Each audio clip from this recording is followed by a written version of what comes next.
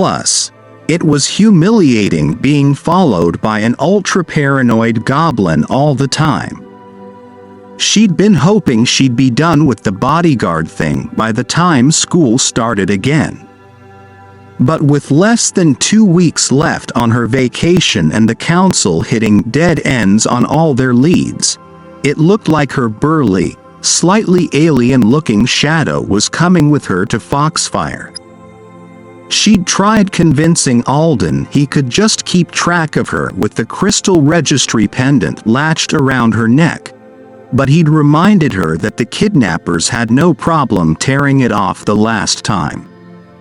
And even though this one had extra cords woven into the choker and a few other added security measures, he refused to put her life in the hands of an inanimate accessory. She repressed a sigh.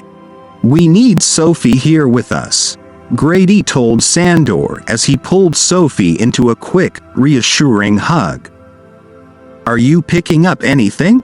he asked her. "Not nearby. But I can try widening my range." She moved away from him and closed her eyes, placing her hands over her temples to focus her concentration.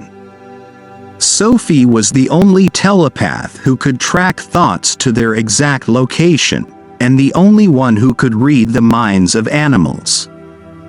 If she could feel the Sasquatch's thoughts, she would be able to follow them straight to wherever it was hiding.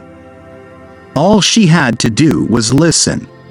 Her concentration spread like an invisible veil across the scenery, and the chirping and creaking sounds of the forest faded to a low hum as the voices filled her mind. The melodic thoughts of the birds in the trees. The hushed thoughts of the rodents in the ground. Farther away in a small meadow were the calm thoughts of a doe and her fawn.